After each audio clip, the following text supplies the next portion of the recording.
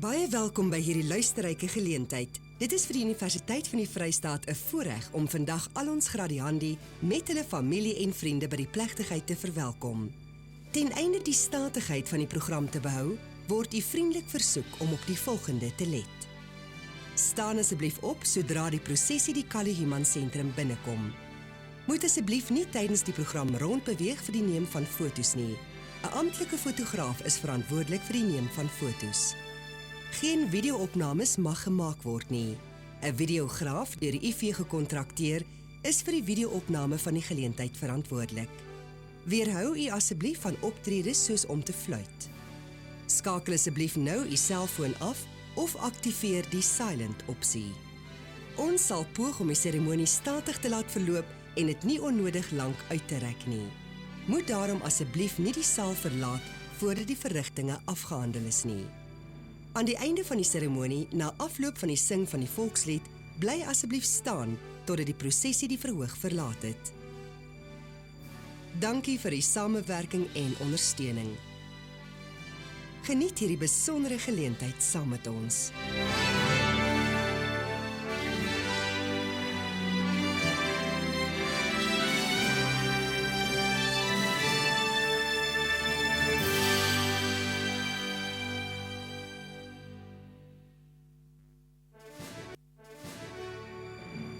Welcome to this joyous event. It is a privilege of the University of the Free State to welcome all our graduates with their relatives and friends to the ceremony. In order to maintain the solemnity of the program, you are requested to take note of the following. Please rise as soon as the procession enters the Callie Human Centre. Please do not move around during the program to take photos. An official photographer will be taking photographs of the ceremony. No video recordings may be made. A videographer contracted by the UFS will be recording the ceremony. Please refrain from actions such as whistling. Please switch off your mobile phone now or activate the silent option. We shall try to ensure that the ceremony proceeds in a dignified manner without allowing it to continue for too long. Therefore, please do not leave the auditorium before the proceedings have ended. At the end of the ceremony, after the singing of the national anthem, please remain standing until the procession has left the stage. Thank you for your cooperation and support. Enjoy the special event with us.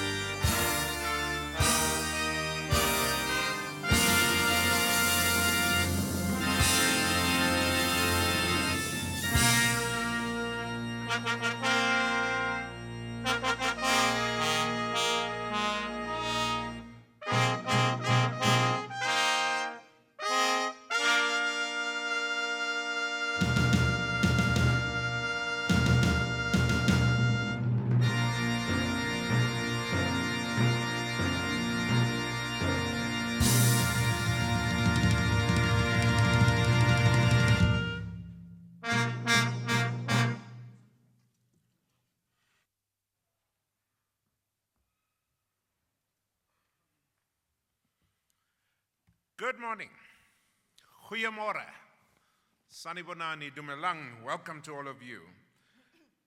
By virtue of the power vested in me as Vice Chancellor, I hereby constitute this congregation of the University of the Free State for the conferment of diplomas in the Centre of Financial Planning Law. I therefore confer diplomas on all the candidates that the Director presents to this congregation. In addition, I hereby confer diplomas on those whose names appear in the program, but who are not present here today. Please be seated.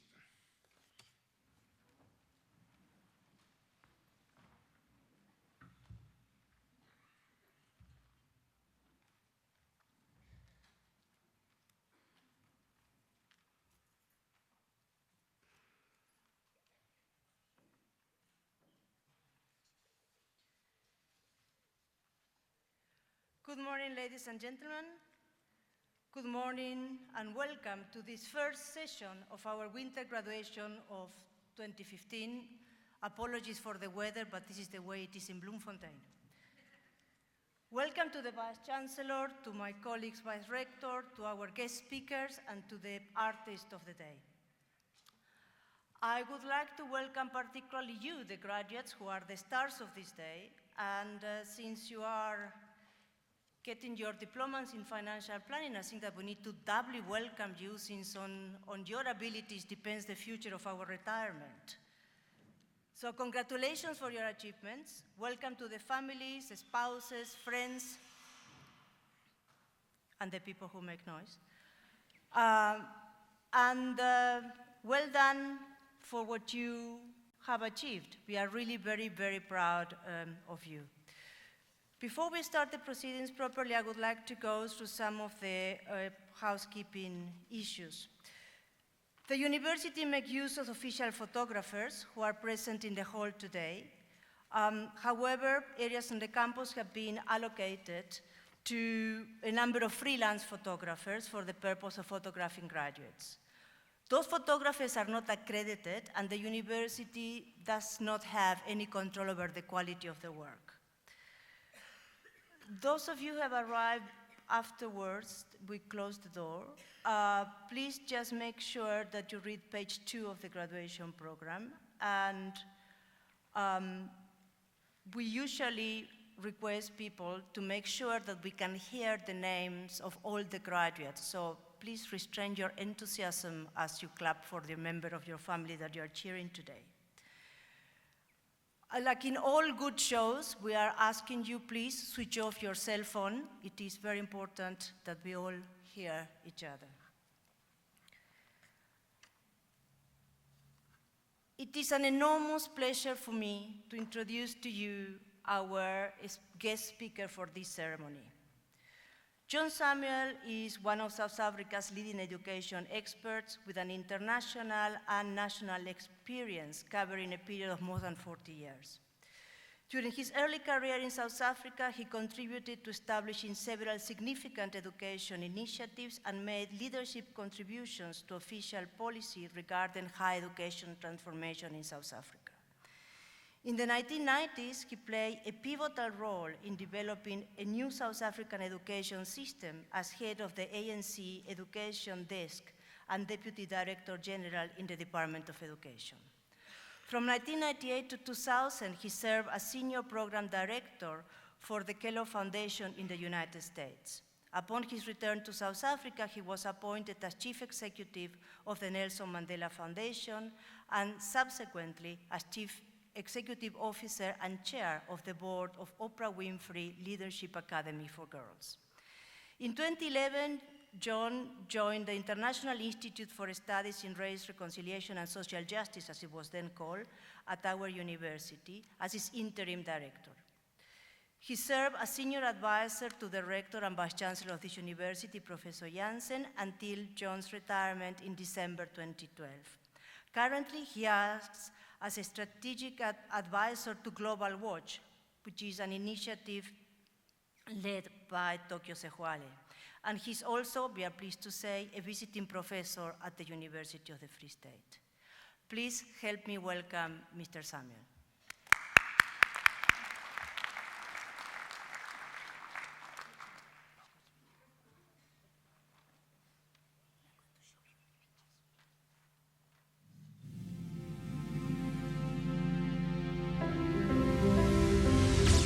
I was born in Durban and spent the first 6 years of my life in this large city. When I turned 7, my father was transferred to a school in rural Zululand. And then in 1959, I enrolled at the University of Natal. I spent 4 years at the university doing my undergraduate degree, and I had hoped to study law. So I did some law courses, but I developed a very keen interest in literature. And so I spent my 4th year, in fact, doing an honors degree in literature. The shaping part of my life, I would attribute a lot to the influence of my father. Later on in life, there were other people who in many ways, I would say, our lives intersected. And so, for example, somebody like Neville Alexander, he had a major impact on my life. And I used to tell him, in fact, when I was an undergraduate, and he at that stage had already obtained his PhD, I secretly, had this notion that I wanted to be Neville Alexander.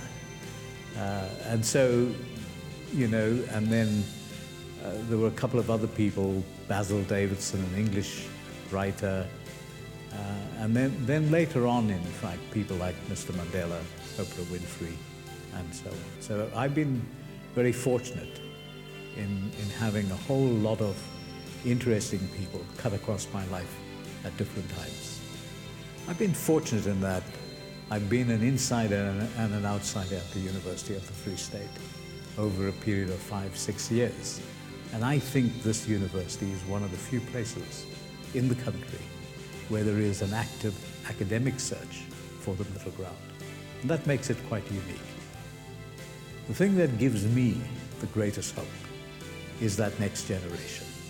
When I talk to young students, when I meet with students, all I see, in fact, is hope. And when I visualize the future of this country, I see nothing but hope.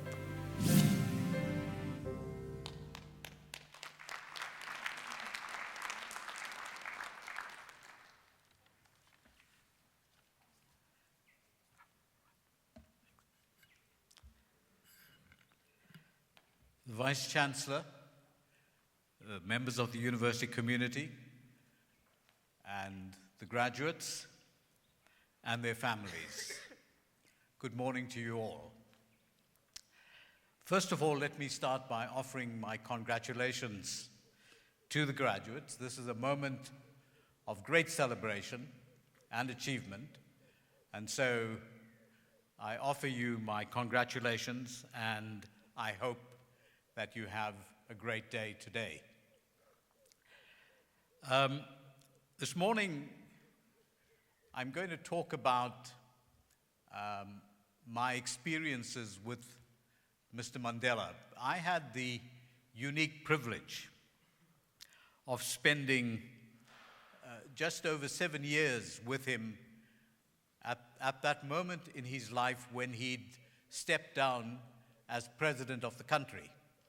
And so, despite the fact that he was supposed to have gone into retirement, he actually was a very busy man and needed an office to help support him in the work that he was doing.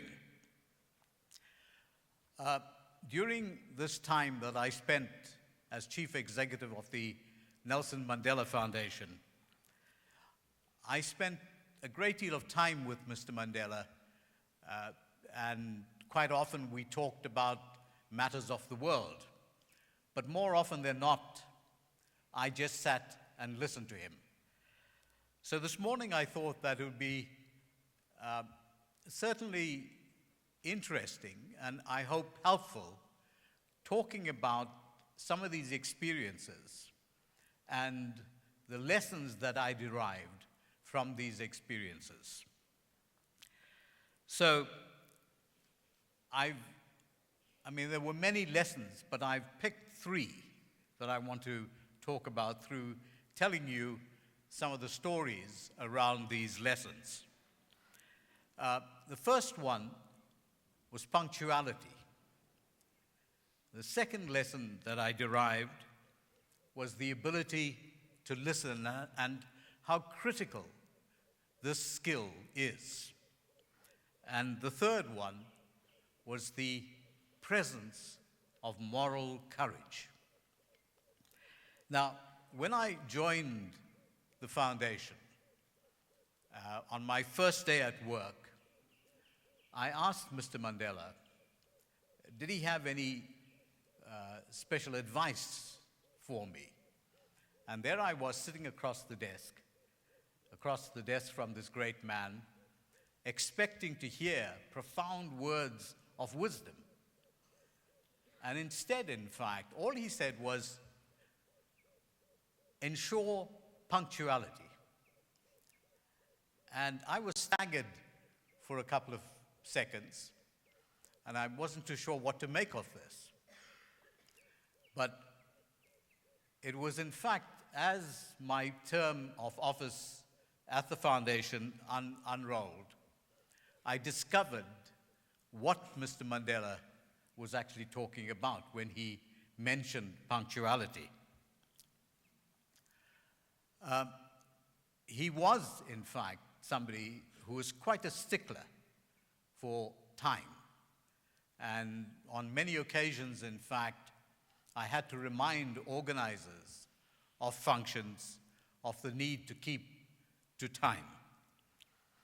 And so, as I worked with him, I recognized a number of aspects, in fact, to this idea of punctuality. First of all, there was this notion of respect contained in punctuality. In other words, if you were late, then in fact it demonstrated a disrespect for the people and certainly for the occasion. And I know that one or two people, including the then president of the country, Thabo Mbeki, getting themselves into hot water over punctuality with Mr. Mandela. But I think it was this notion that punctuality was not just simply a question of timekeeping, but it was, in fact, a question of respecting the others. And so that lesson, in fact, of not only being efficient, but also being able to show that quality of respect was central to his belief in punctuality.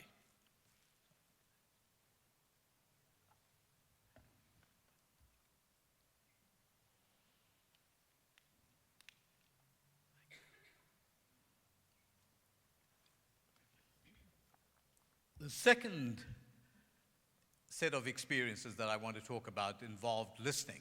And one of the exercises that we developed at the foundation was trying to sharpen the notion of dialogue. And Mr. Mandela would very often remind me, in fact, of dialogue as having 2 parts to it. There was the speaking and there was the listening.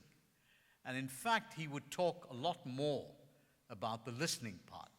And there were many stories around listening that he told me, including, for example, the time when he was asked to meet with the Nationalist Party and the president of the country when he was still in prison. And so he spent the evening trying to figure out, in fact, what he should say. And he developed a speech and had prepared himself and armed himself with different arguments and so on. But when he went to the meeting, he was totally disarmed by the kindness and the generosity of the president. And so a lot of his arguments fell aside. And the lesson that he learned from that was that in a dialogue, it's important to speak, but it's equally important, in fact, even more critical, to listen. Because quite often we find ourselves, in fact, as we listen to people, we miss the benefits, in fact, of different perspectives.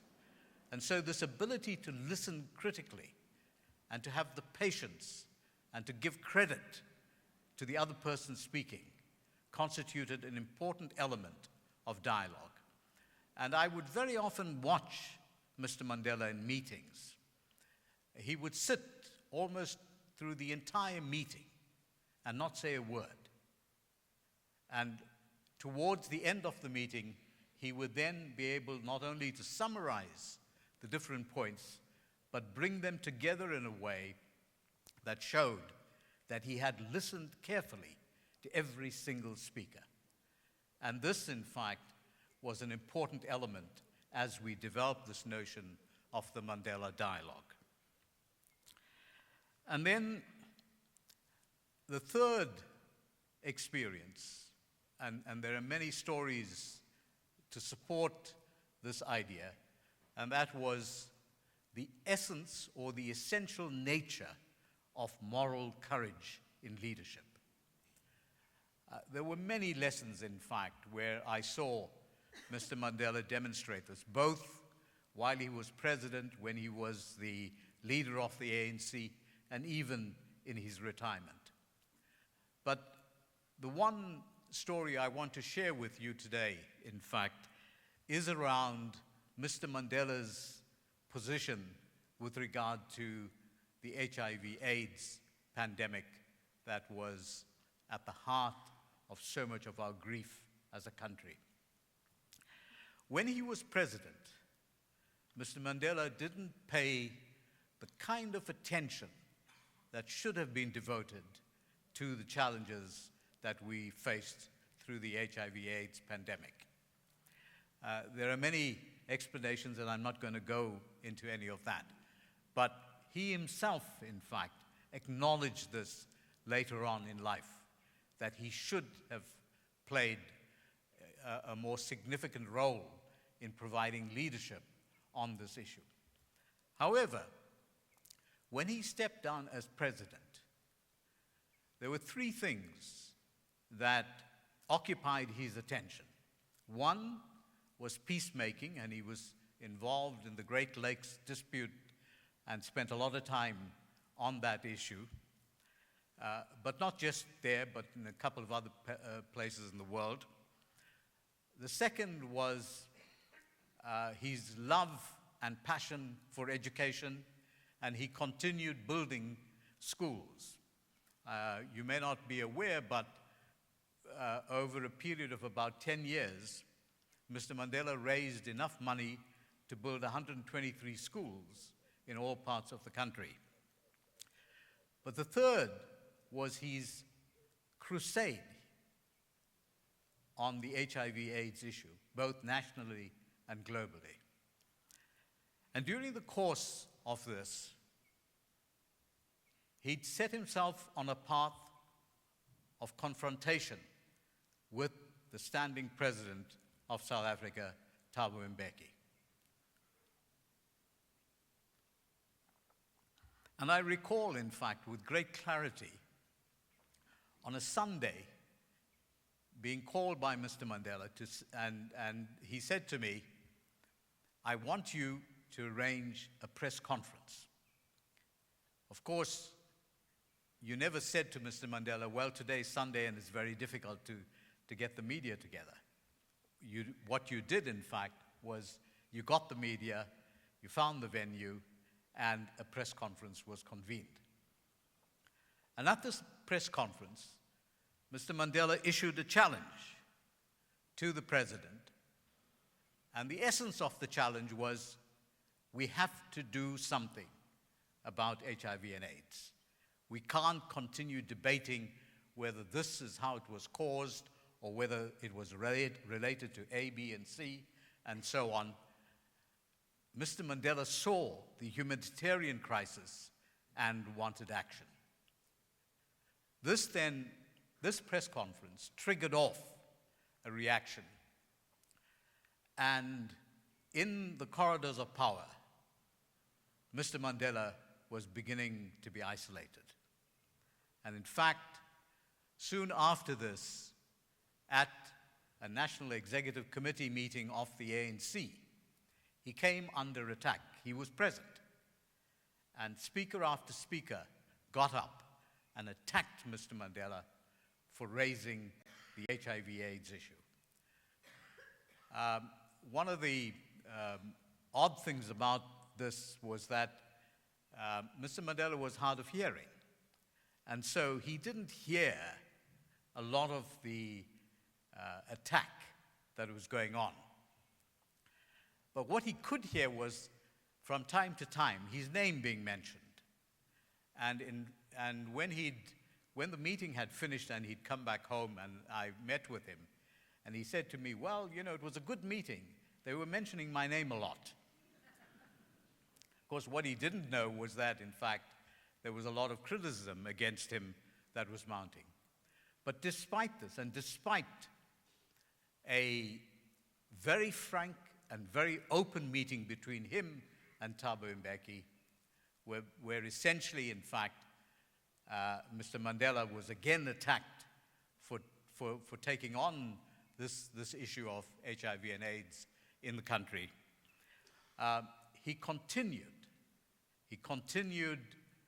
to become the champion of this cause. And he would very often tell the story about how important it was not to isolate, not to stigmatize, and spent a lot of time, in fact, spreading this message. And so this moral courage to take a position and, in fact, not to be intimidated by what might appear to be popular positions of the day was something that I saw running through a lot of action that Mr. Mandela demonstrated and displayed during this time. And so it is around these experiences, in fact, that I was able to extract and learn some very important lessons that helped me whenever confronted by challenges that occurred in one's life's experience. Now, I know that there are no easy prescriptions about how one should live one's life. There are no easy rules. It's not something that can be prescribed. However, I also believe that the experiences of other people can help us reflect and make sense and make meaning when we face challenges and possibilities. Today, we live in a profoundly challenging time, not just in this country, but globally. You are aware, in fact, of the issues that have been raised around climate change and its consequences for us as humanities, the growing sense of injustice, and within our country, the many manifestations of a country in crisis. And so, while we face these challenges, I think it is important for us to understand that you, as part of a very select group of people, at different times will be called upon, either at a local level or a national level or an international level, to play a direction-setting role. I have no doubt that amongst you there will be people who will become actors on the national stage. And when this happens, and it's not just simply at the national stage, at the national stage, it is in fact even at the local, at the domestic level, that we are confronted by challenges where we have to exercise choice. And when that happens, when that occasion arises, I do hope that you will remember some of these stories of Mr. Mandela, and that they would serve as guideposts to you in your journey as you face the world from today onwards. Thank you very much.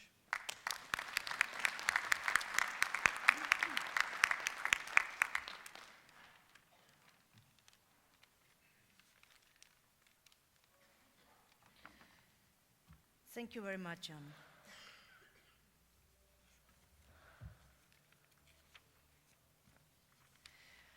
I would like now to introduce to you our artist for the day. The Free State Symphony Orchestra is a professional ad hoc orchestra. Traditionally, the professional core of the orchestra consists of the music teachers and freelance musicians. The core is supplemented by some of the best young instrumentalists in the province. This provides a unique opportunity to young musicians from all backgrounds to gain invaluable professional experience by playing in the orchestra.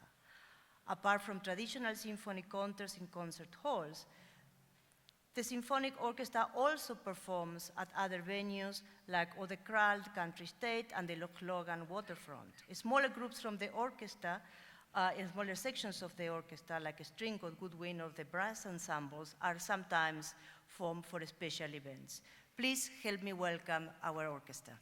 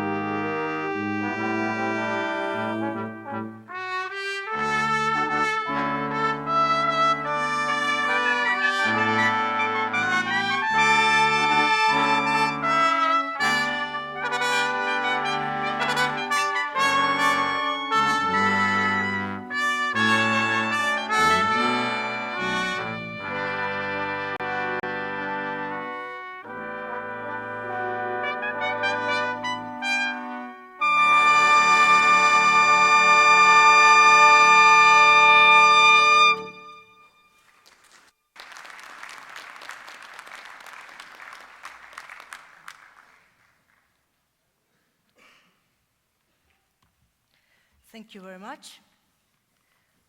You are free from your commitment now. Thank you. Thank you. I would like to call upon the Director in the Center of Financial Planning, Advocate Shirley Highland, to present the candidates for the diplomas in her department.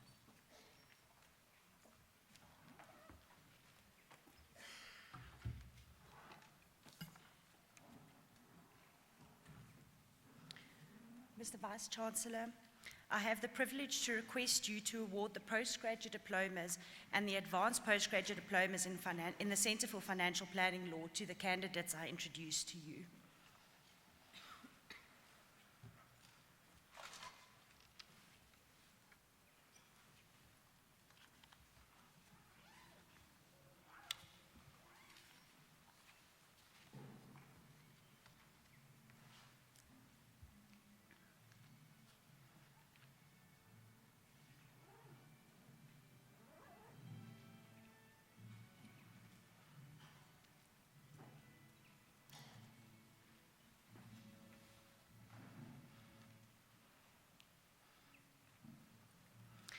Postgraduate diploma in financial planning.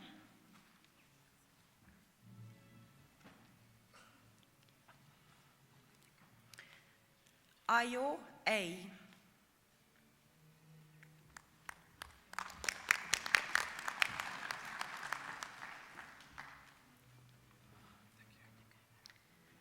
Berkowitz S.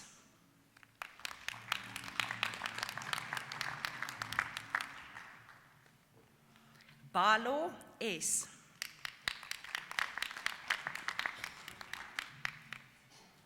Buertes MD.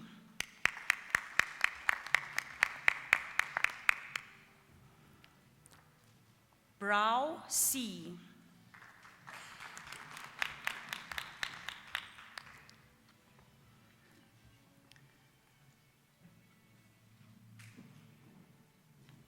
Conradi DJ.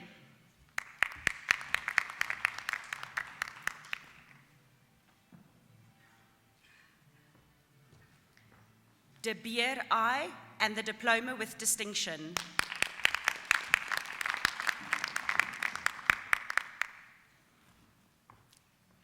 De Graaf A.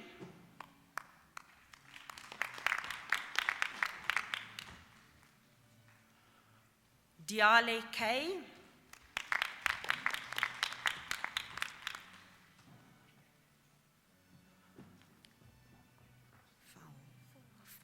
Fall L.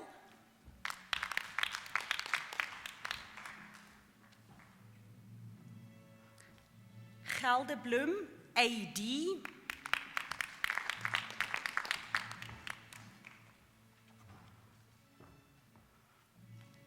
Georgiades NC.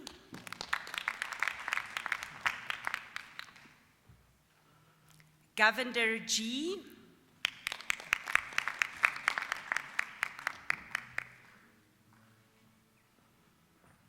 Governor Sammy L.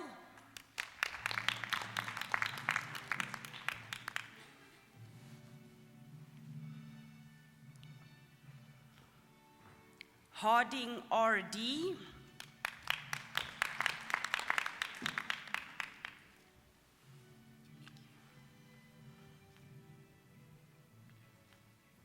Harris TG.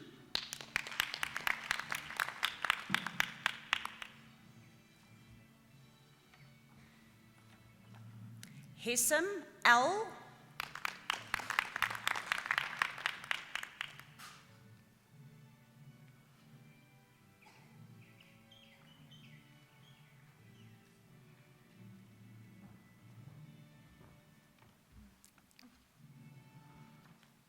Heineke J.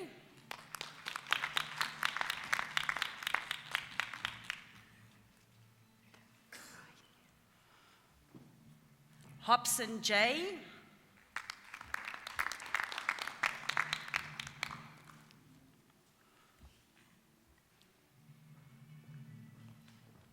Jensen CS.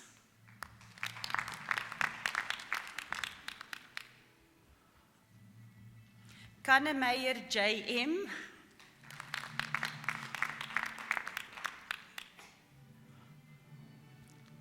Kania V.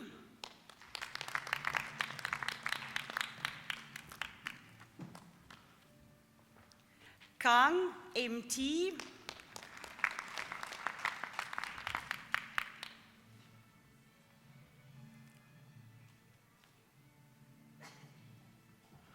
Kenya C.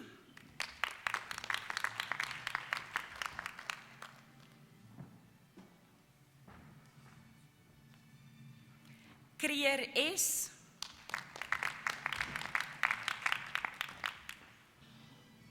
Landman FW.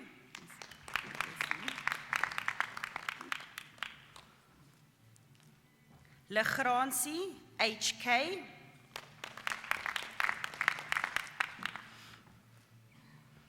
Loupsher FD.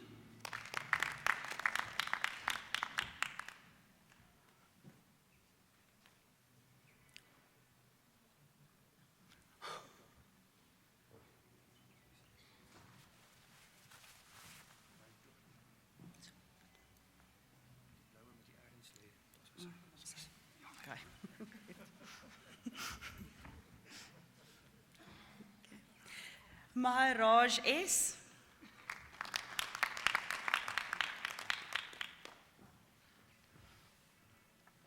Malan S.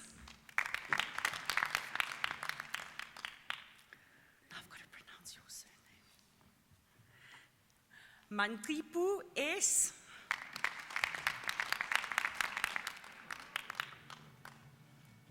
Mitchell N.E.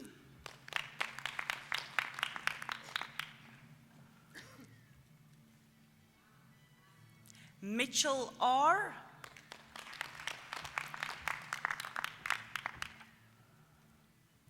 Mkezi LV.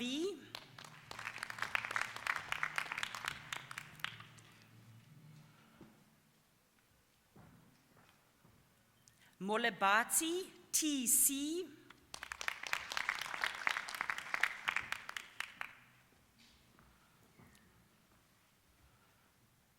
Mudau M.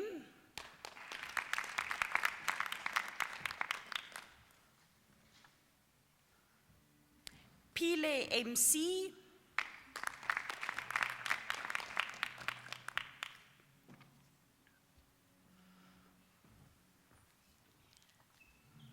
Potgieter DH.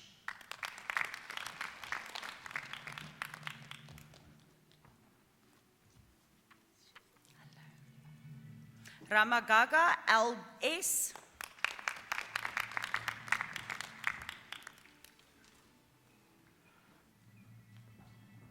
Rateronko KA.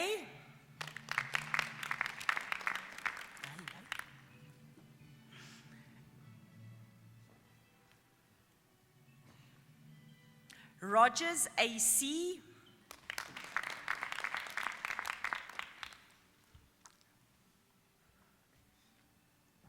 Sebopa BM.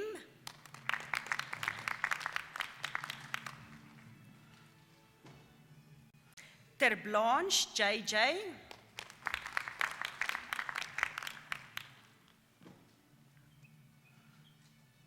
Tron H.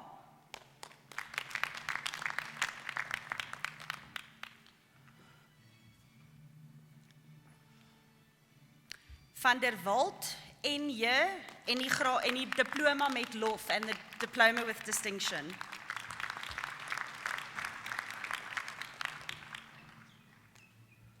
Van Rooyen GI.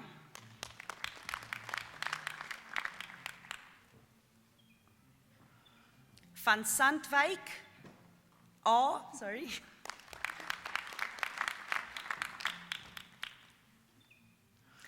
Van Skalkwyk C.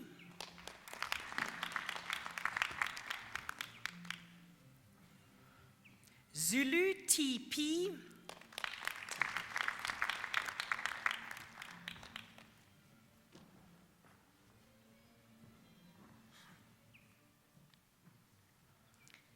The Advanced Postgraduate Diploma in Financial Planning, die gevorderde nagraadse diploma in finansiële beplanning. Amaning E.K.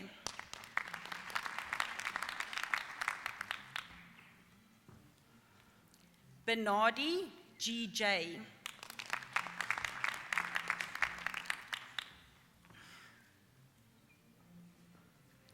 Boetus E.M.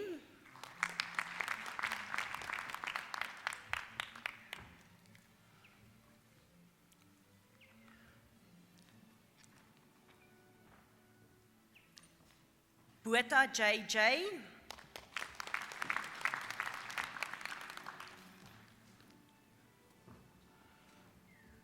Damani J.L., I beg your pardon.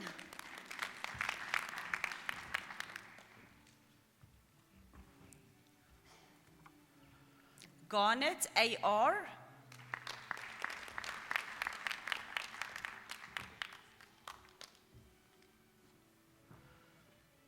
Jugai V.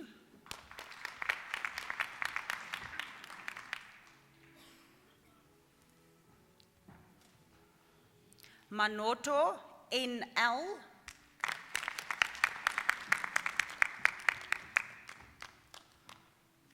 Maritz M.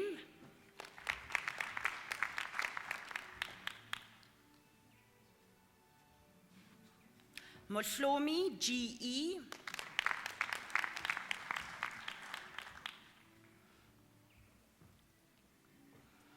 Mokotla S.M.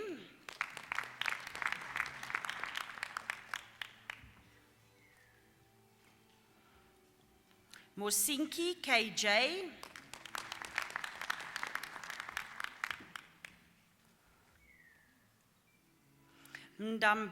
Mdabambi T.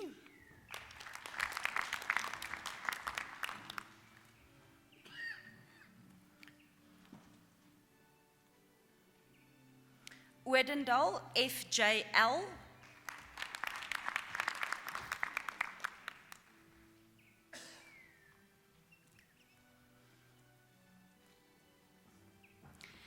Padoa and the diploma with distinction, any diploma met lof.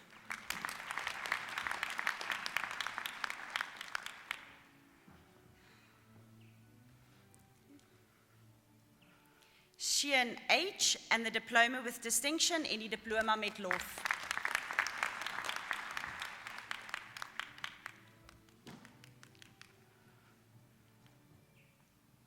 Chwana S.F.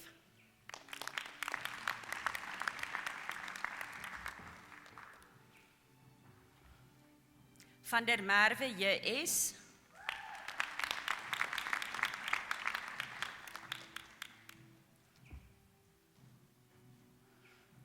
Van der Westhuizen P.J.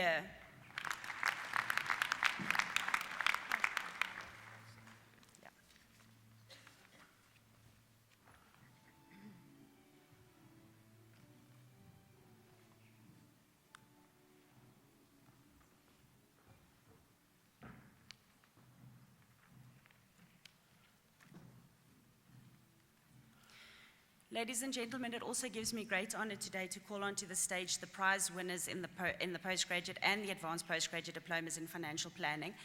I would just, on record, but out of the formalities, like to thank all of our sponsors for being here today as well. We really appreciate the effort and the time that it takes out of your busy schedules to be here. So we don't just appreciate the sponsorships that you make, but also the time that you make to be here.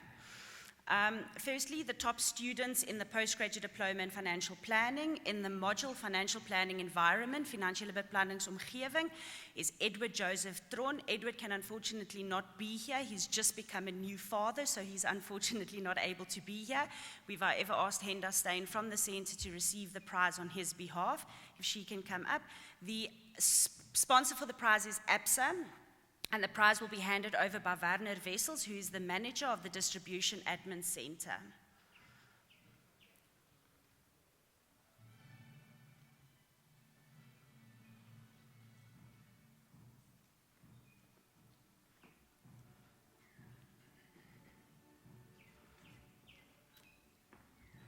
Kan men ikke for Steven ook smile, alsjeblieft?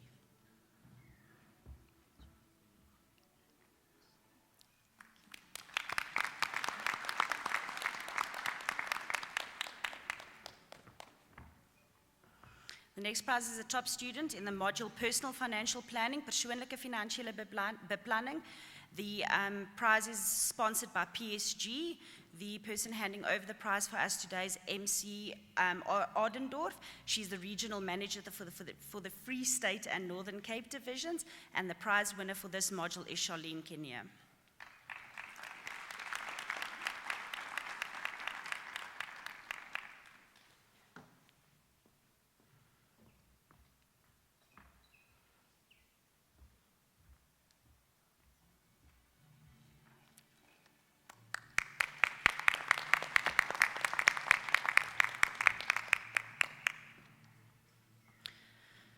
The next prize is the top student in corporate financial planning. The prize is sponsored by Liberty.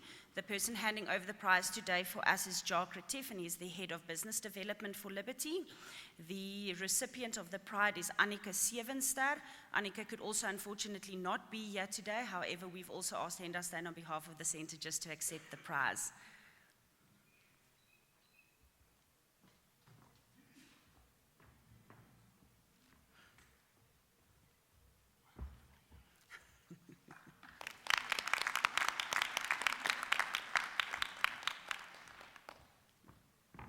Our next prize is for the student who does the best in the financial planning case study of the Finansiële Beplanningsgevallenstudie. The prize is also sponsored by Liberty. The person handing over the prize for us today is Mr. Bertie Haasbroek, also one of our alumni, and he is the manager of the Bloemfontein branch. The recipient of the prizes is dual. It is Mr. Nicholas Jacobus van der Walt, or Nikki van der Walt, and Ilse de Beer.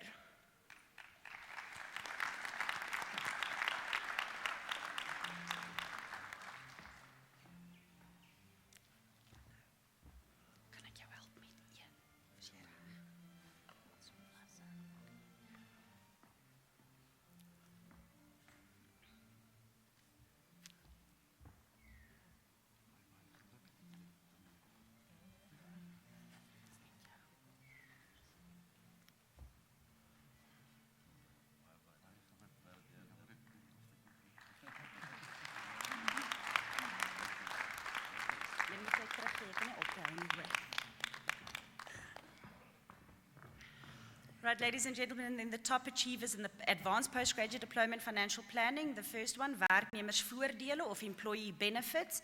The sponsor of the prize is Alexander Forbes. Unfortunately, Mr. Craig Bentley could not be with us today. We have asked Professor Rita Marie Jansen to hand over the prize on behalf of Craig Bentley from Consolidated. The recipient of the prize is Jennifer Linda Mani.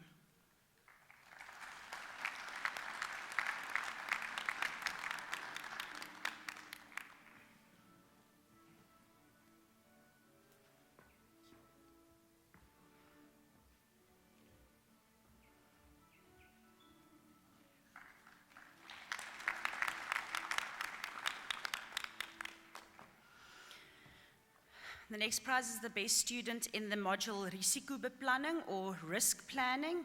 The prize is sponsored by Old Mutual and is handed over by Ashley Biles, the sales manager of the Free State Broker Distribution. The recipient of the prize is Mr. JJ Botha.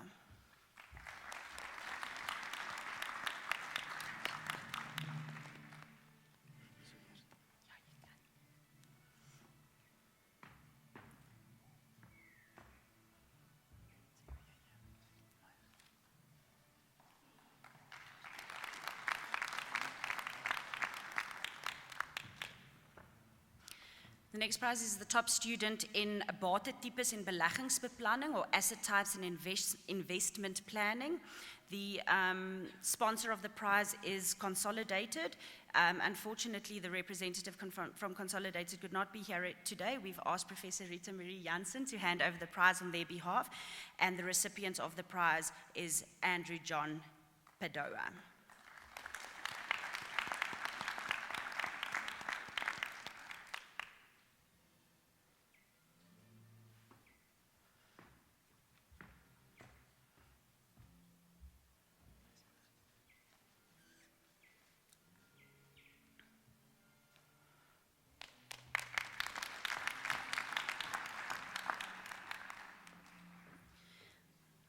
Our top student in the module Beginsels van Portefeuillebeplanning en Bestuur, the Principles of Portfolio Planning and Management.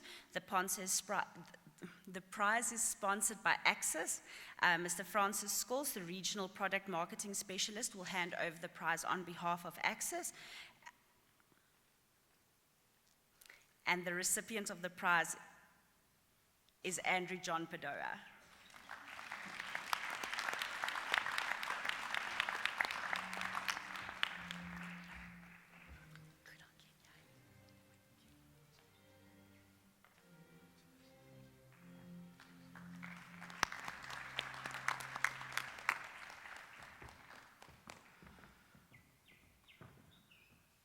And then lastly in the modules is boedelbeplanning or estate planning. The prize is sponsored by Momentum and is handed over by Jeffrey Wiseman, the head of fiduciary. The recipient of the prize is Mr. J.J. Botha.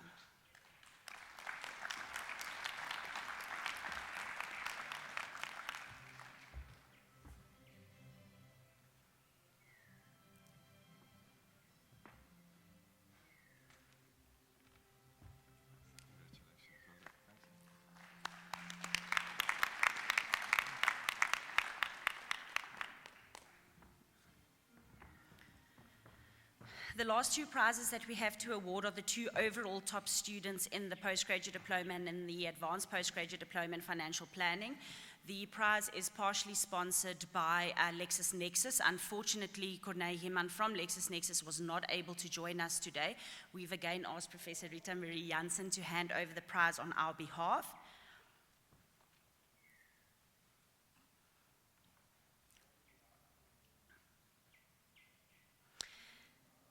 The overall top student in the postgraduate diploma in financial planning is Ilse de Beer.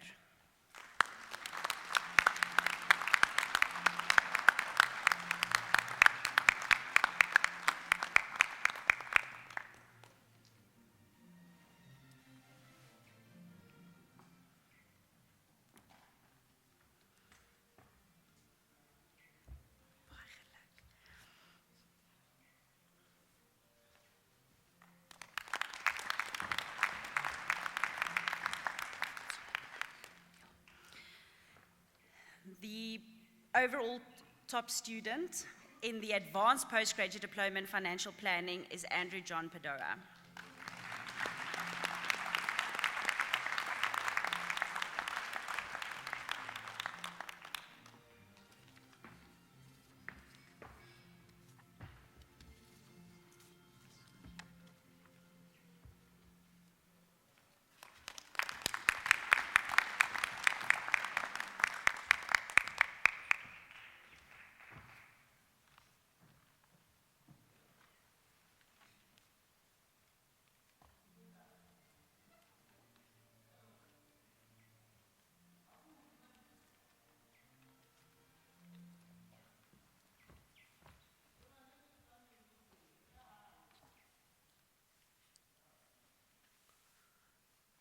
When I came in here this morning with the procession, I had the distinct impression that someone had died.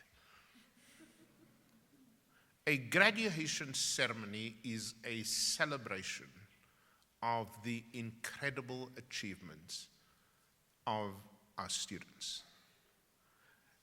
And because it is that, when you come to a ceremony like this, I don't expect to feel that I'm in a funeral parlor. I expect to feel I'm in a place of celebration. Did you not get the memo? Did you miss the memo? That this is about celebrating the incredible people on the floor today. I have seen more excitement. At a Blue Bulls game when we lost to the Stormers than in this crowd here of people who don't seem to get it. Listen, I was up all night, and the reason I was up all night, I couldn't wait to get here today. I put out on Facebook to 5,000 followers, which immediately went on to Twitter to 73,000 followers. I put out a halala UFS graduates to all of you, which means in Zulu, congratulations. And here you sit.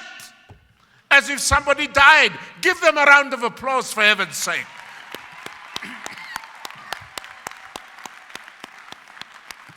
Maybe you didn't get the memo, but less than half of the students in South Africa who start in grade 1, less than half make it to grade 12.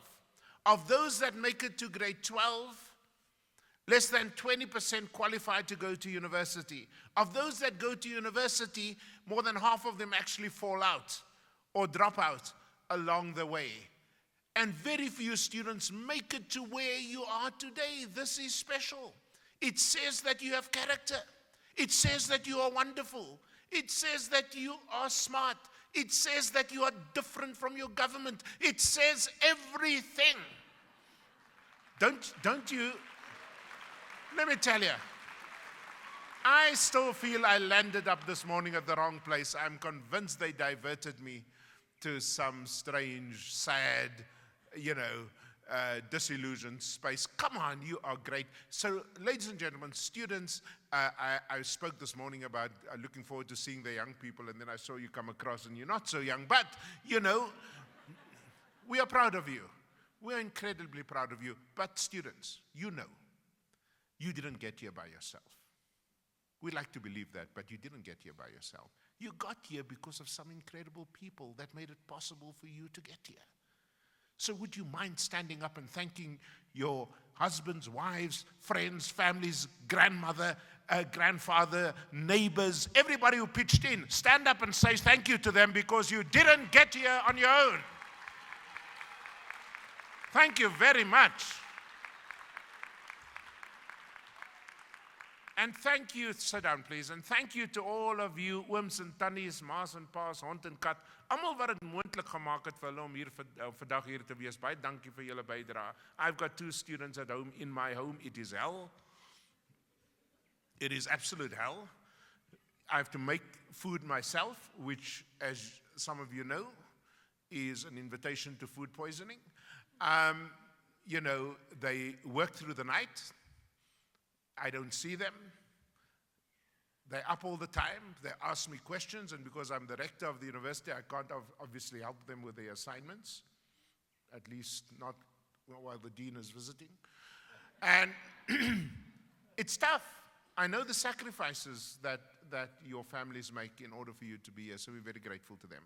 But in my culture, you not only use an occasion like this to thank the people who supported you, you also thank the people who taught you. And I just want to thank all of the academics, the professionals, the people in the field who taught all these various modules and courses and so on and so forth. Thank you very much. Would you also thank your teachers, please, for bringing you here today? Wonderful. I have to tell you, I enormously enjoyed the talk by Mr. John Samuel. He's a very modest man. He never talks about Nelson Mandela unless you waterboard him. He is incredibly modest about his relationship with a great man. So when he stood up here today and said, I'm going to tell you 3 things about Nelson Mandela, I was licking my lips because he doesn't normally do that. And what an amazing speech. So thank you very much, John. John Samuel will also be receiving an honorary doctorate later this week for his enormous contribution to education in South Africa, especially when it was very difficult to do so. Finally, from my side, I don't know about you students, but sometimes I feel that the things that Mr. Mandela stood for, that he went to prison for, that he struggled for all his life, sometimes I feel that we've lost the plot. When we let a criminal, a genocidal maniac, leave our country, not through Lanseria, but through Waterkloof Air Force Base, and then we lie to the High Court judge and say we don't know where he is. When we let a criminal loose, then I find myself ashamed of my country. Then I ask myself, what is the purpose of education? When I see the report by Judge Ian Farlam being released on Marikana, in which men were not just mowed down, They were hunted down and then mowed down again. And the executive of this country sits back and says, we're off the hook. And I long for a leadership that says that even if though I didn't shoot, I take responsibility as the leadership of the country. When I don't see that, I have to ask, what is the purpose of education? When I see yet another generation of young people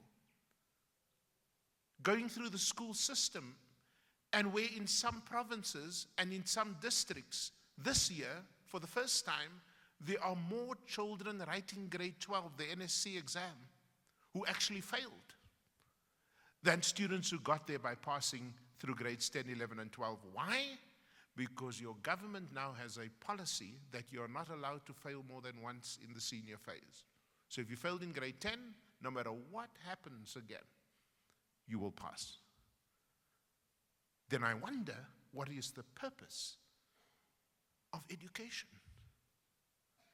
When you see students getting up at Wits University and saying, I adore Hitler, and it doesn't cross his mind that millions of people went to the gas chamber because of who they were, and were slaughtered in Poland because of where they were. And then I have to ask myself, how on earth did somebody like this even get into a place of higher learning? And I ask myself, what is the purpose of education? I'll tell you what the purpose of education is. It is to help you to distinguish between what is right and what is wrong. You see, the purpose of training is to make you a good technician in financial planning law. You know all the rules, you know how to apply them, you know how to assess your clients, you know how to make projections. That is technical knowledge. That is training. Education is not training. Education is there to tame your passions. Education is there, I love the Afrikaans word, om jou op te voed. You see, that is more than just training. That is to instill in you a set of values that enable you to distinguish what is right from what is wrong. When I look at the number of men who lift their hands towards their wives, I don't care how many degrees you got, you are not educated. When I see the number of men who walk out on their children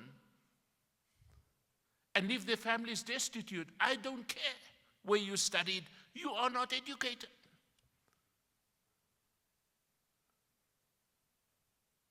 When I see grown men taking buckets of poo and throwing it against things they don't like at the University of Cape Town, I don't care where you study. You are not educated. Because the purpose of education is to tame your passions and to enable you to distinguish what is right from what is wrong. If Nelson Mandela taught us anything, it is to stand up for what is right, even in the face of your comrades, as we heard today. And even if you have to stand alone, you do that because you are educated. Students, I know you're very smart because you studied at the University of the Free State. I know you're going to make a lot of money because you got a great qualification. But it doesn't matter if you don't know how to love. It doesn't matter if you still make distinctions between black and white. It doesn't matter if you don't treat a gay person with the same respect that you treat a straight person. It doesn't matter if the only people you love are in your church and not also in a synagogue or a mosque or a temple. It doesn't matter how much you know in your head if your heart does not know how to love, regardless of where people were born, of how they make love, of how they pray, is the purpose of education. That is what we call at the University of the Free State our human project. That said, I'm looking forward with my colleagues to hanging around outside here to take a selfie with you. Okay.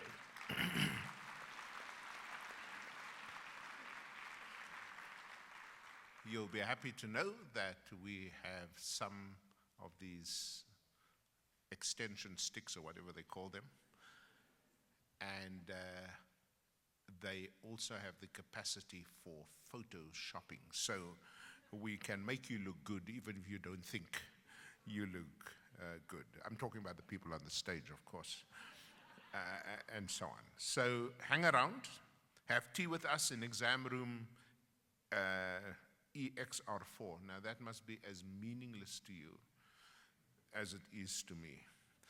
But what this basically means is you go out of this door, you turn right, and you go to the exam venue. Just keep walking. If you reach the theology faculty, you know you have gone far too far. Thank you to the orchestra. They played very well, although I think I'd like to see us blow more life into them for the rest of the day. But they did a good job. And thank you also to all of those, Anton Estes, Yanni Maria, and everybody else that makes it possible for us to have this wonderful ceremony. And once again, thank you to John Samuel for an amazing speech.